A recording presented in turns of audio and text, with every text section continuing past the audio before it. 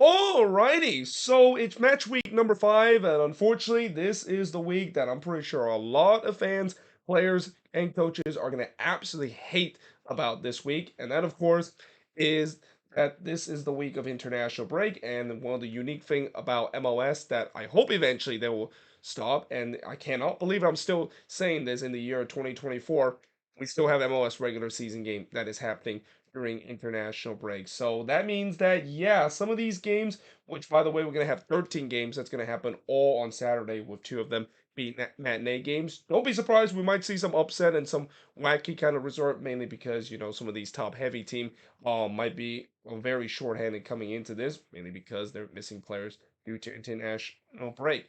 Though I will say this, if you are FC Dallas, CF Montreal, and Minnesota United, congratulations. You are the lucky ones to avoid the fate of playing during the international break. And I'm wearing Montreal as one of those three teams that are very lucky to avoid playing games during international break because I'm pretty sure they desperately need it out of those three teams. I mean, after the disasters that they had against Chicago, where it was a combination of just an absolute collapse and also a fail Mary kind of game happened.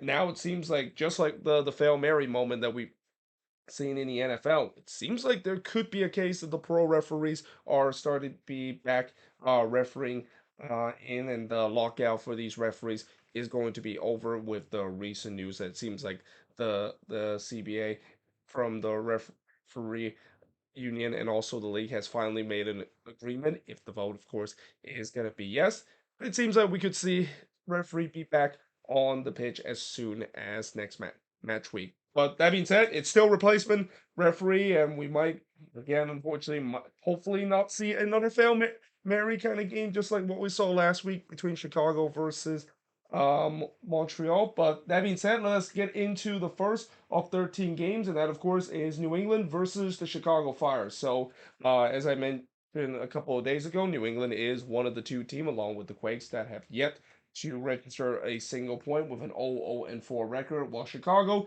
they were part of that fail Mary game against Montreal and was kind of on the positive side, that is, with a 1-2 record. And this game is going to start at 2 p.m. Eastern, 11 a.m. Pacific, as part of one of two matinee games that's going to start at the same time. Now, in terms of the all-time meeting, 34-21 and 32 in favor of Chicago, and players missing due to international duty, because, every match week I always listed the players that are missing due to international duty. And keep in mind, this is according to the league website, so this could still be incorrect. And if some of the names is incorrect, let me know in the comments below. You got Ismail Bertarovic, Noah Buck, and Henrik Ravis available for New England because of them being on international duty. And for Chicago, you got Orgel Jr. and Jordan Shaqiri not available in this game due to international duty, which, at least if you're in a Chicago perspective, and I know this might sound harsh, but judging by how he's been playing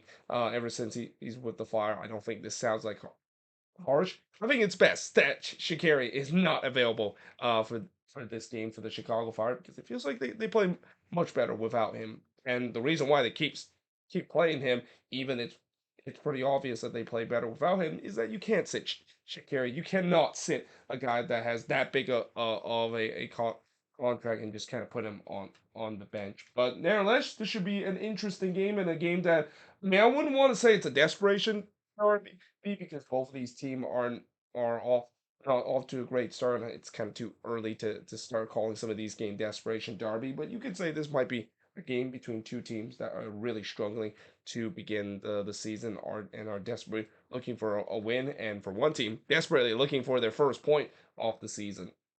Now, moving on, we got the New York Red Bulls versus Inter Miami. Now, first of all, I just want to mention that weather permit in terms of this game because I've heard that looks like there's going to be a bad storm that's going to be happening in the New Jersey area and in the Newark area. So yeah, I don't know if this game is going to happen. If you recall, I think a couple of seasons ago, one of the game between the Red Bulls and I think was it Columbus that was the team that they faced had to move to another day because Red Bull Arena, the pitch was completely waterlogged and they just could not get the game going, and we'll see whether or not if that's going to be the same case.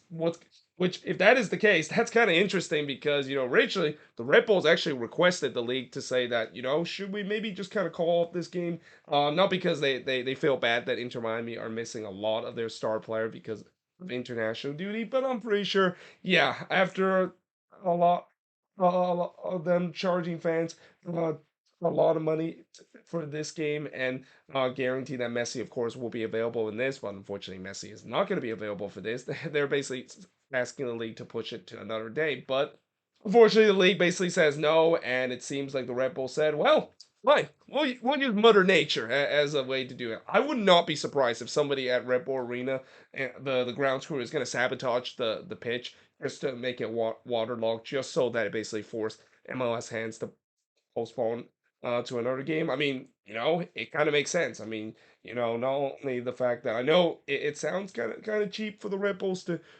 want to postpone another game, so that way they can of course play Messi and bring in the money uh, from all the fans that attend this game. But that's kind of what they've been prom- promised about their fans when this game and this day has happened. So yeah, we'll see whether or not if this game will be played.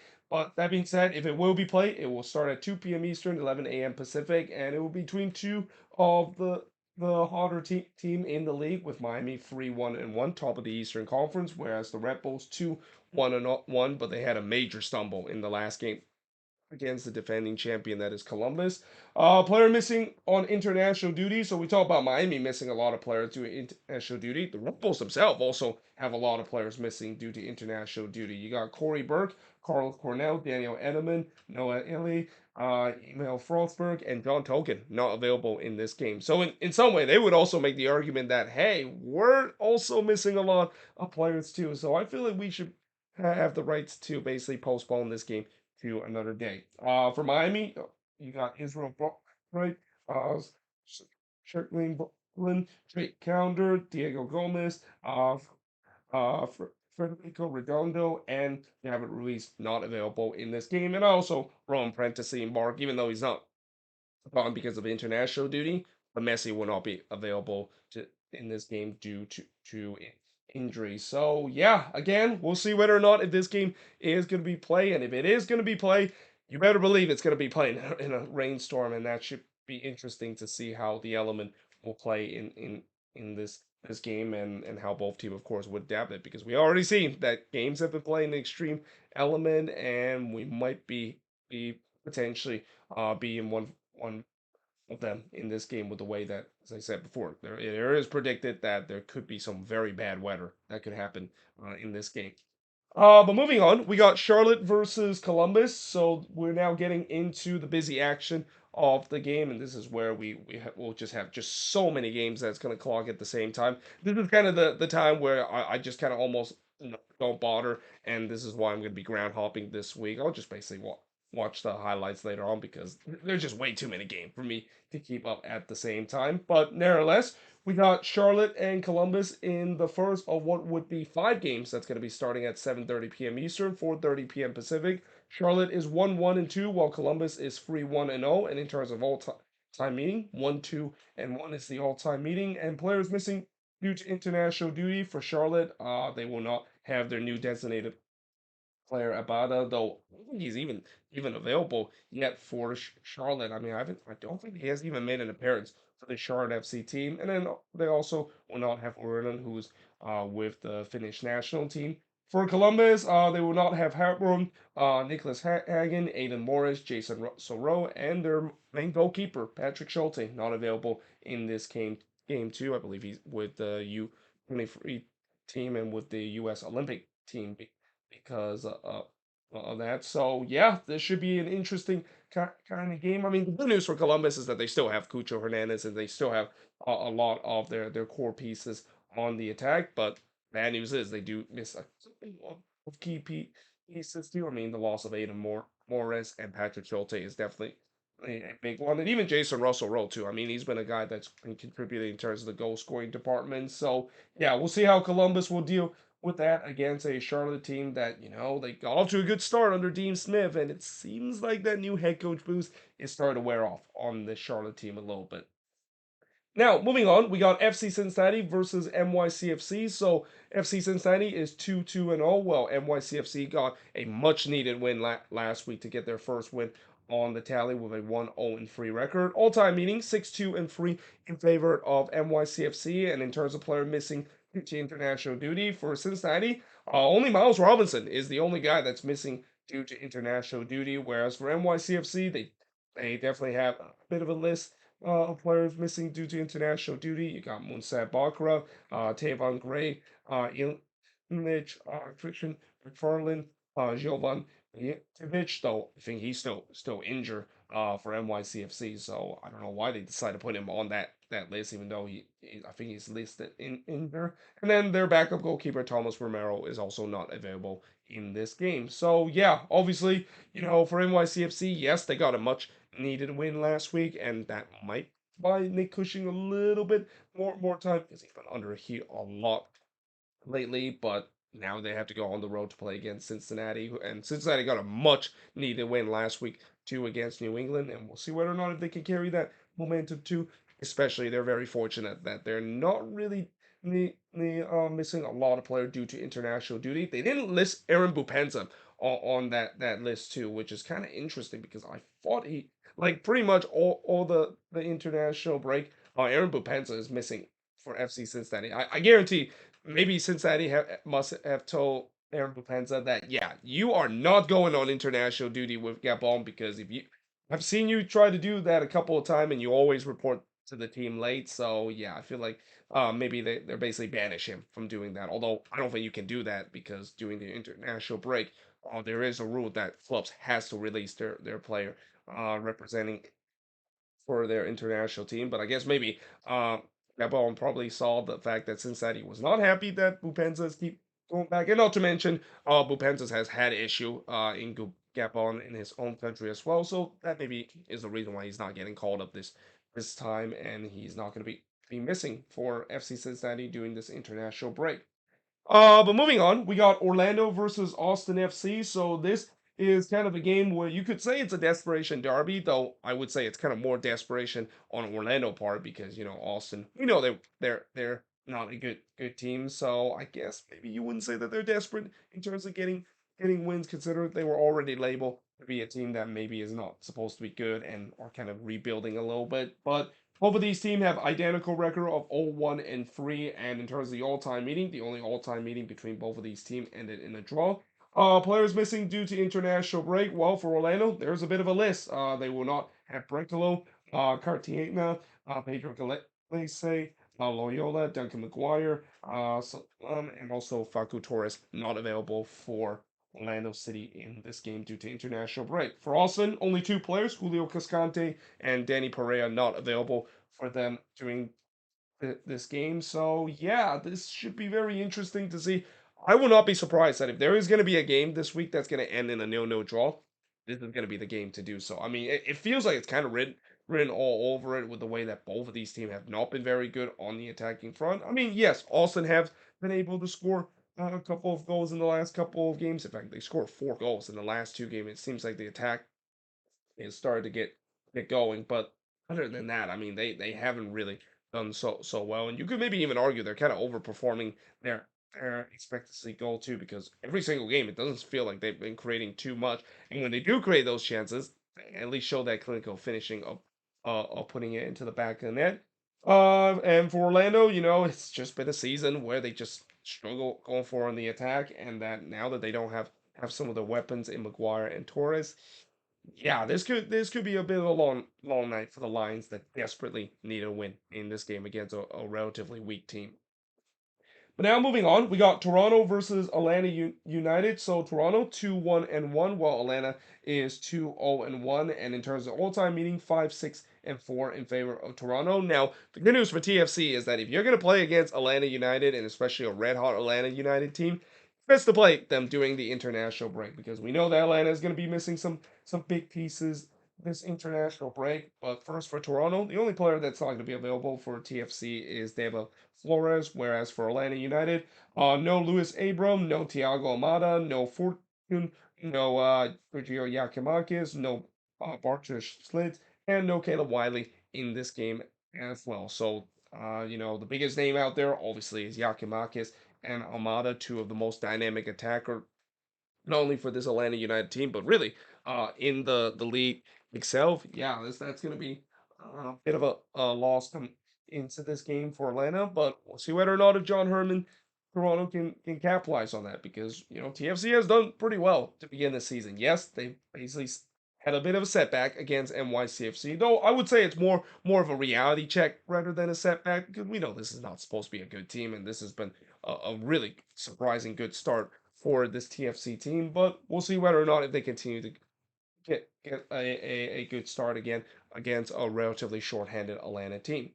Now, moving on, we got Vancouver versus RSL. So this is one of those games for Vancouver that they already pledged in the beginning of the season that they're going to play a couple more late afternoon games just so that they can of course get more fans in the stands. I like when teams does that. I don't know why more of the teams and especially in the West Coast don't do that because well, if MLS is going to put a lot of these games happening at 7:30 p.m. Eastern, 4:30 p.m. Pacific, why not have some of these West Coast teams does the same thing and put around that slot as well because it kind of fits in terms of the MLS 360 kind of schedule. And that again, I just wish that they could maybe think about doing more of that. But at least Vancouver, of course, is doing it. There's actually I think like 4 or 5 games this season at home. They're going to be playing under that time slot. But in terms of this game, 2-1-0, that is the Vancouver Whitecaps, and they're definitely one of the most underrated team right now. A team that is really flying under the radar, despite the fact that they're second in the Western Conference. Whereas for RSL, 1-1-2, and yeah, it feels like RSL looked like a team that is kind of like what we saw in the second half of the season without Pablo Ruiz. A team that looks very uninspiring and look like a team that probably is not going to make the playoffs this season. But in terms of all-time meeting, 13-5 and 13 is the all-time meeting, so it's deadlock at 13 wins and 5 draws. Players missing due to international duty. Now for Vancouver, there are a big piece that they're going to miss with Andre Kubas not available in this one. That's a pretty big miss considering he's a big piece in terms of this midfield. And then Fafa Pico not available for Vancouver in this game as well.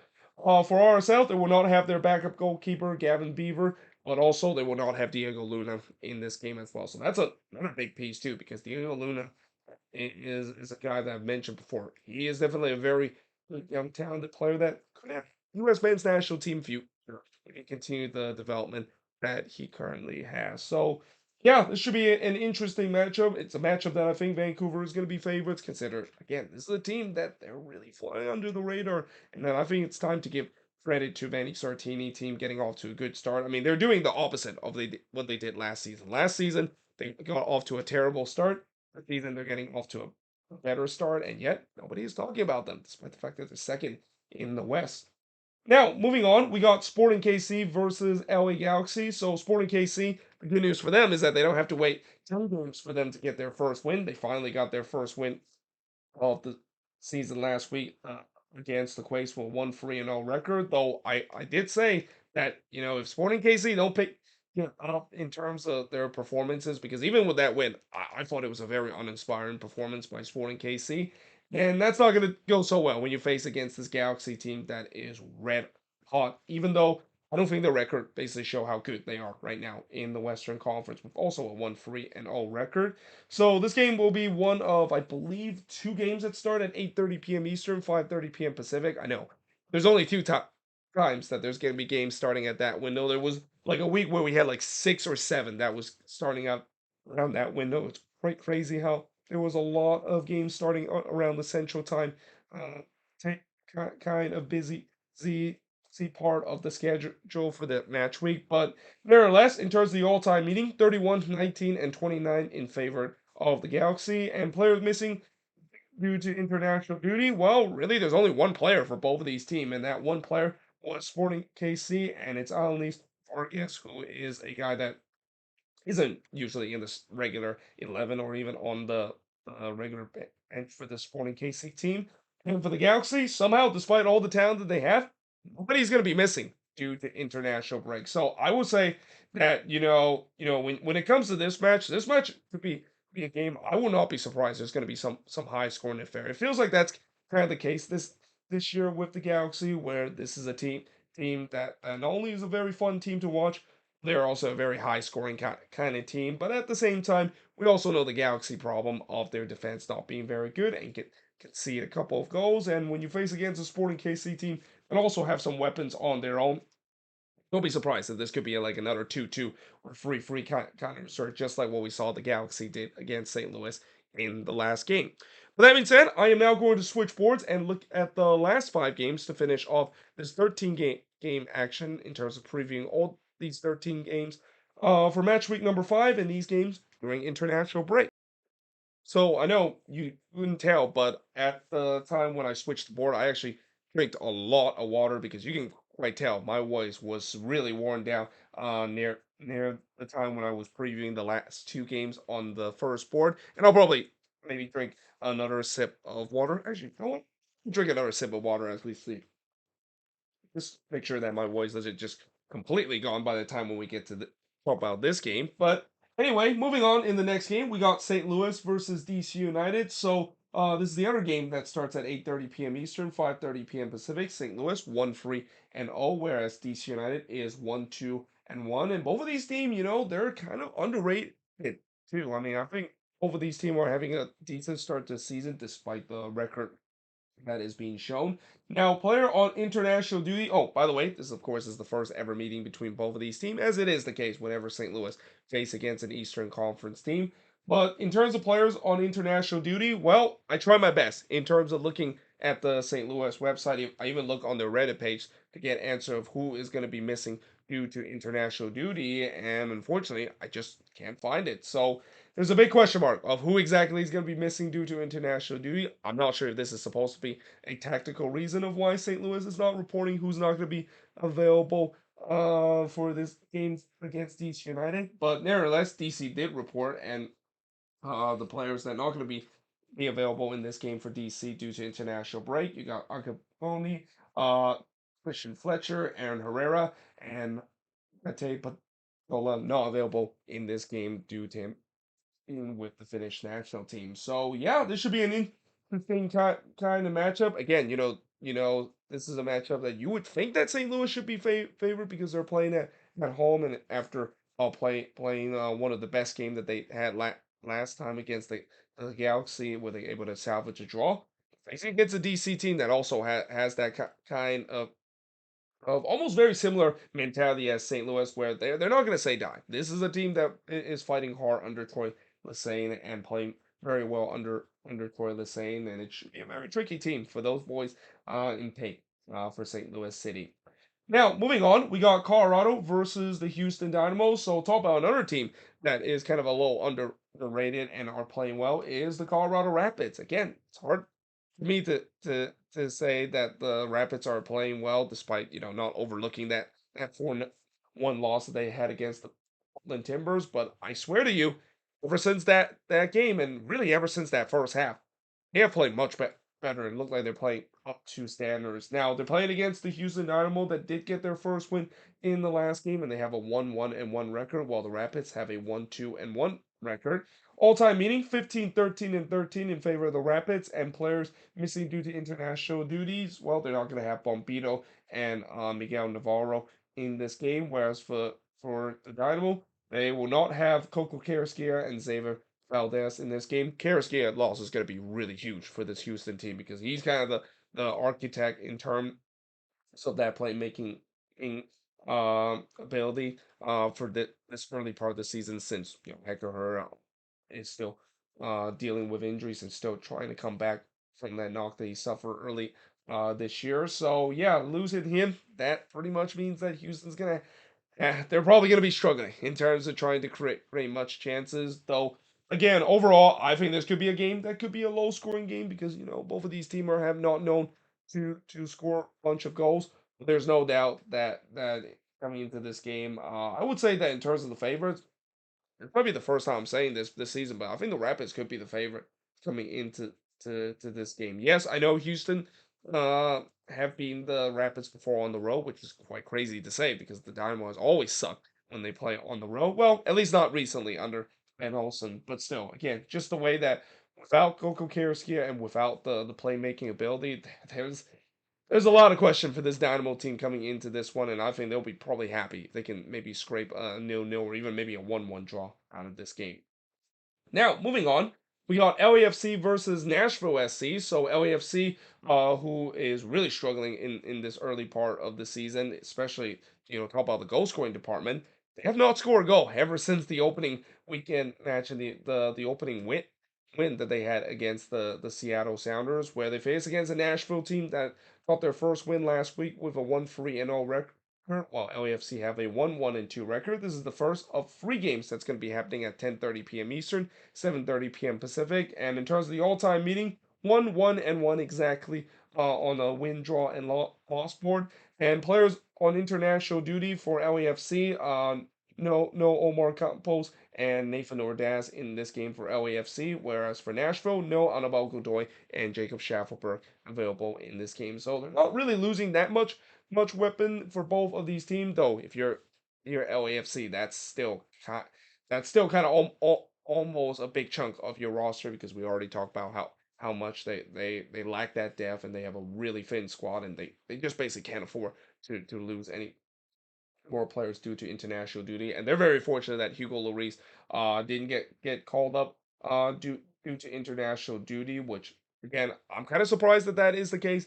I might be wrong though. I mean, I'm kind of surprised he didn't get called up, even though he's been the France #1 for so long. So yeah, I think this might be an error on the league website. I would not be surprised if eventually I found out that he was not available, and now LAFC is even more shorthanded coming into this game. But yeah, this is a game that it'll be interesting to see, and that it's also going to be interesting to see whether or not if LAFC can break that goal scoring drought. Although if they're going to do it, you got to face against one of the toughest defensive teams. So yeah, good luck LAFC in terms of trying to finally end that goal scoring drought by facing against Nashville. Also, it is listed that Walker Zimmerman is not on international duty, and I can only think that he's not on international duty only because I think he's currently injured. Because I'm surprised the U.S. didn't call him up due to for international duty, considering he's been called up for the international duty, especially with the U.S. playing in the Nations League. You would assume he would be called up